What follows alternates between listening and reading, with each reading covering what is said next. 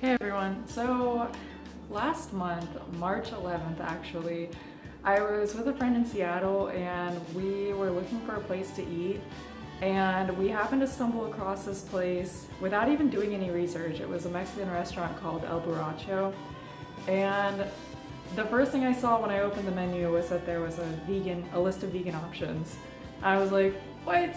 So I see that there is vegan nachos on the menu, and so I decided to order them. The waitress recommended that I get soy rizo, which is basically like a vegan version of chorizo. When she brought out my plate, like, I literally got hearts in my eyes, like a cartoon character. It was so beautiful. Like, it was love at first sight. And as soon as I took my first bite, like, I knew that there was something special there. Like, I knew that as I finished my dinner that I was gonna see it again. Not like throwing up, just like I was gonna see it, like I was gonna make it. Never mind. But yeah, so I have been watching like a lot of recipe videos and doing a lot of intensive research on how to recreate this dish in the comfort of my own kitchen, and I'm pretty sure I finally got it down. So in this video today, I'm going to be showing you guys how to make your very own loaded, oil-free, gluten-free, dairy-free nachos. And I got you covered on everything. So yeah, let's get into it. Alright, so first we're going to get started on making our Pico De Gallo. So what you're going to do is you're going to take some Roma tomatoes and cut them up into medium chunks. And if you want to, you can dice these by hand, or if you're lazy like me, you can take the chunks and put them in a food processor and pulse it until you have a nice diced up consistency.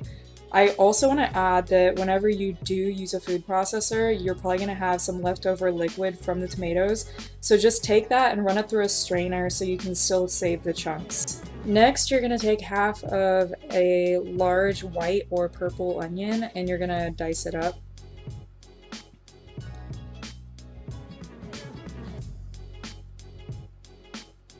And then you're going to take one jalapeno and you're going to take out the seeds and everything else and also dice that up as well.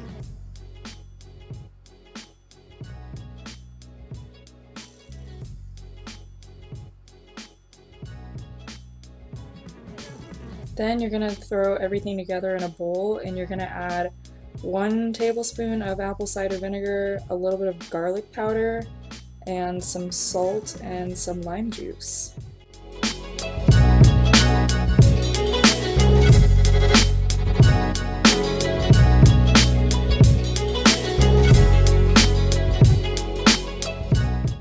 Also, this is completely optional for those of you that don't like cilantro, but you're just going to take some cilantro and chop it up really finely and throw it in with everything else.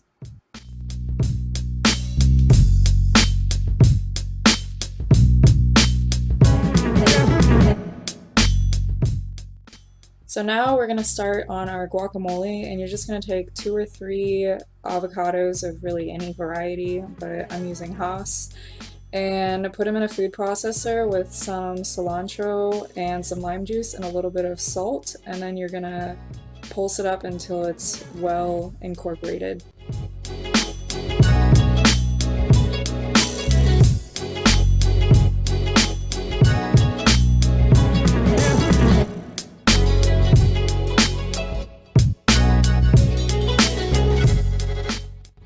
Now we're going to get started on our cashew sour cream, which is 1.5 cups of raw unsalted cashews that have been soaked for 8 hours, 3/4 of a cup of water, 1 tablespoon of apple cider vinegar with 2 tablespoons of lemon juice, and 1/2 teaspoon of salt.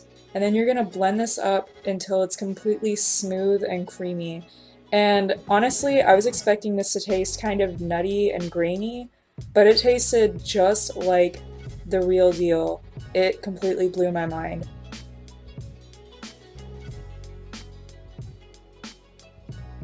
And that's what it looks like.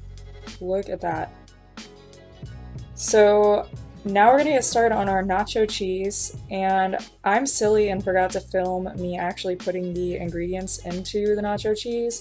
So I'm just gonna walk you through it while you watch me make a mess.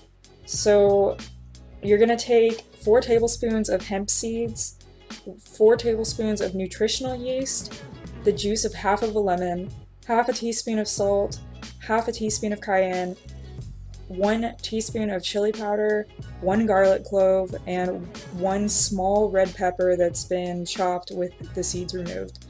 And you're gonna add just a little bit of water, maybe 1 to 2 teaspoons, just so you can get it moving.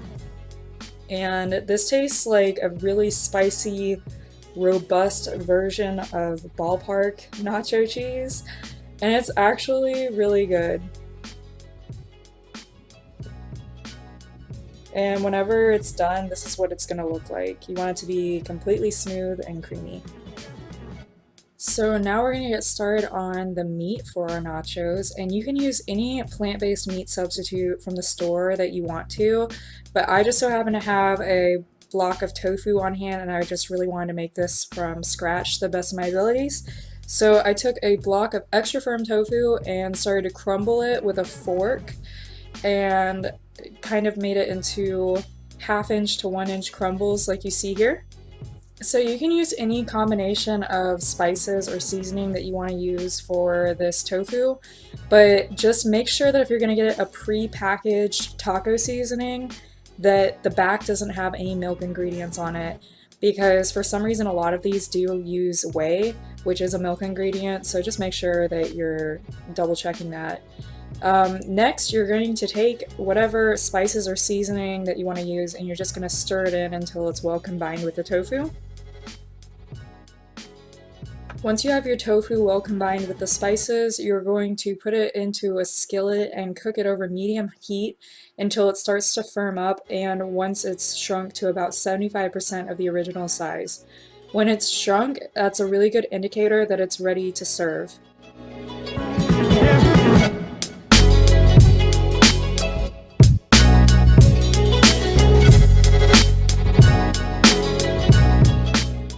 Now we're going to get started on our tortilla chips, and you're going to start by preheating your oven to 425 degrees Fahrenheit, and you can use any tortilla that you want to for this recipe, but I recommend corn if you want to keep it gluten-free.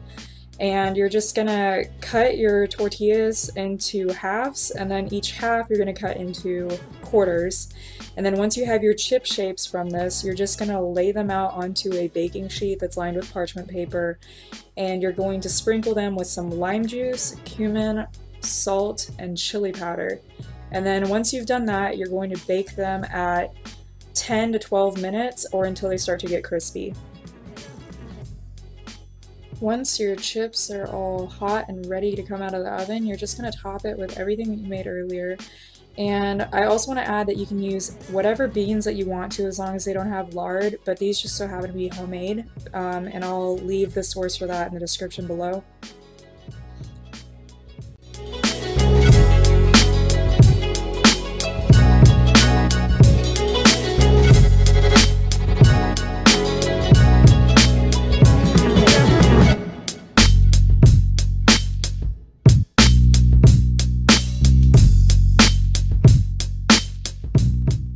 And the salsa you see here is some homemade Tomatillo Salsa that I made, and I'll also leave the link for that in the description below as well. And it's all finished and ready to be eaten.